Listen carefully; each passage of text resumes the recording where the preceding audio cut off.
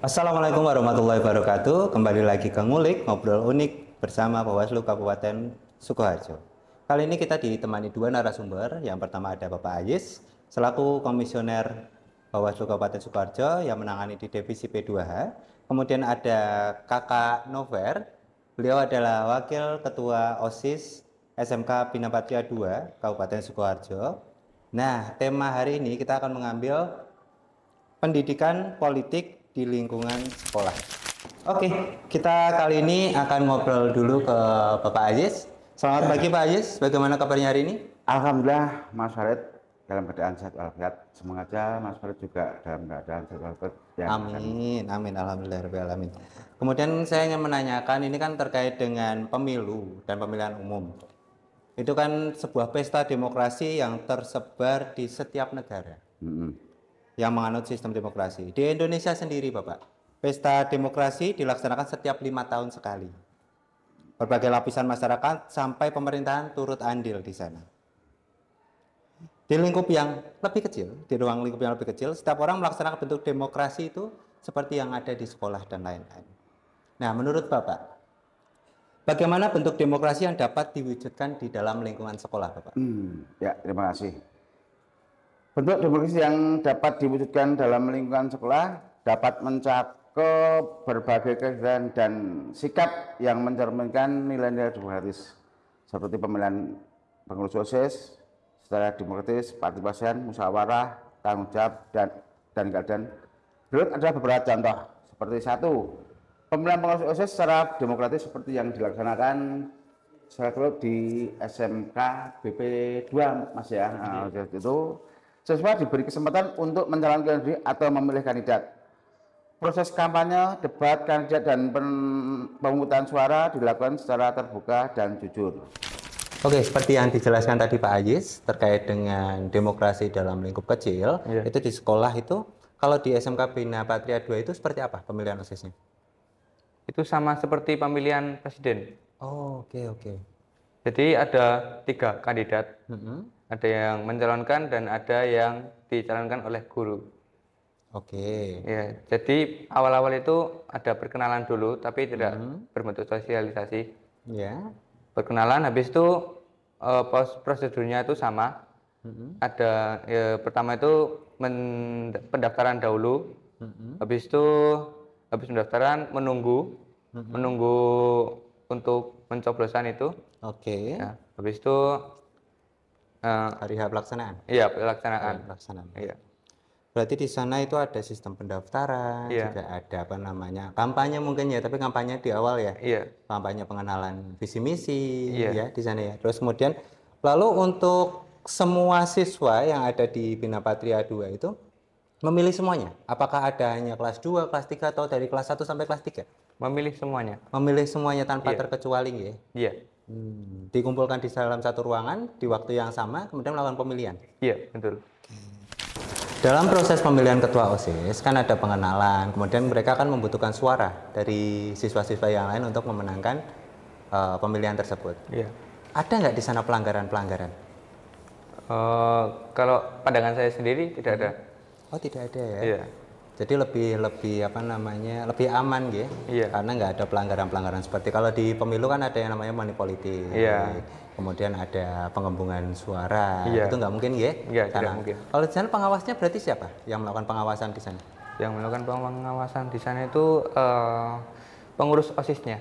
Oh, langsung pengurus OSIS sebelumnya? Iya, sebelumnya. Oke, baik, pengurus OSIS sebelumnya dibantu oleh guru melakukan pengawasan kepada kandidat-kandidat tersebut sama pemilih-pemilih nanti. Iya. Oke, baik. Berarti tidak berbeda jauh ya dengan demokrasi yang kita lakukan selama ini ya? Iya. Siap. Oke, kita kembali lagi ke Pak Aziz. Pak Aziz, ini pentingnya melakukan pemilihan ketua OSIS di sekolahan, itu apa hubungannya dengan pemilu umum dan pemilihan kepala daerah, Bapak?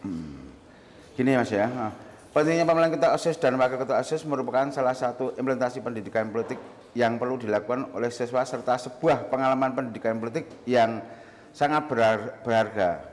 Melalui proses pemilihan ini, siswa belajar tentang prinsip-prinsip demokrasi seperti hak suara, kebebasan memilih, serta tanggung jawab sebagai pemilih dan calon pemimpin. Proses ini juga mengajarkan siswa tentang pentingnya partisipasi aktif dalam kehidupan berorganisasi dan pengambilan keputusan. Maka itu dari dini murid-murid SMA yang merupakan calon pemilih itu bisa belajar caranya berdemokrasi yang baik dan benar. Berarti mulai dari dini, dari pendidikan sekolah mereka sudah mengetahui ya, minimal mengetahui pembelajaran terkait demokrasi dan tata cara demokrasi yang sederhana dalam lingkup kecil yang nanti tujuannya ketika dia datang ke masyarakat umum mereka sudah siap dan tidak kaget. Ya, gitulah. Siap-siap Bapak. Dari pembicaraan yang sudah kita lakukan ini tadi mulai ada gambaran ya. Iya. Pendapat jenengan sama gambaran-gambaran umum terkait dengan pemilihan dan pemilihan OSIS dan pemilihan pilkada, pemilu yang pernah terjadi di Indonesia ini. Iya. Mungkin bisa diceritakan. Untuk di sana itu ada yang memilih dan ada yang tidak memilih atau golput. Oh, ada golput juga. Iya. Yeah. Jadi di sana itu sekitar 300-an murid itu ada yang memilih kandidat ini, dan ada yang golput. Jadi nggak semua orang memilih. Jadi nggak semuanya ya. Iya. Tapi ada gosip-gosip tipis nggak? Biasanya kan ada tuh ketua OSIS yang biasanya favorit gitu kan. Jadi gosip-gosip, aku mau milih ini, aku mau milih ini, aku nggak mau milih ini, Biasanya ada itu. Apakah terjadi juga di sana? Tidak ada. Tidak ada. Tidak oh, ada. Mereka silent rider ya di belakang Iya. yang ngomongnya gitu. Ya, semuanya yang kandidat itu orang biasa aja, nggak disukai, nggak apa. Gitu. Belum disukai. Iya, Mungkin. Wah, ada yang golput ternyata nggih di sana ya. Itu tapi kalau persentase golputnya gimana? Apakah lebih besar golputnya atau lebih besar yang melakukan pemilihan? Lebih besar yang melakukan pemilihan. Oh, tetap ya. Iya, Golput berarti minoritas tetap jatuhnya ya. Iya. Oke. Ada harapan-harapan khusus yang bisa disampaikan untuk kedepannya? Harapan saya untuk pemilihan selanjutnya tidak ada yang pakai uang lah. Kan ada tuh berita tuh yang pakai uang. Nah ya, main politik itu pakai uang terus begini-begini. Untuk di sekolah janganlah. Jangan ya. Oke, kalau di sekolah jangan, dan yang terjadi di pemilihan kita harapkan, kita doakan dan kita usahakan tidak terjadi ya untuk money politik. Kita kali ini kan sedang membahas tentang pendidikan politik di lingkungan sekolah. Ada nggak yang ingin disampaikan pada teman-teman? Ada sih Pak. Oke, silakan.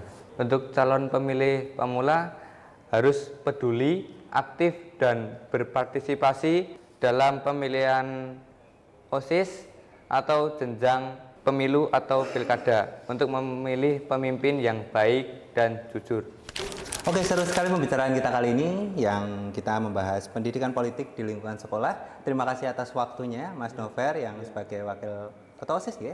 Wakil ketua OSIS SMK Bina Patria 2 Kabupaten Sukoharjo. Kemudian terima kasih juga waktunya Bapak Aziz selaku anggota Bawaslu Kabupaten Sukoharjo. Dari saya cukup sekian. Wabillahi taufiq wal hidayah. Wassalamualaikum warahmatullahi wabarakatuh.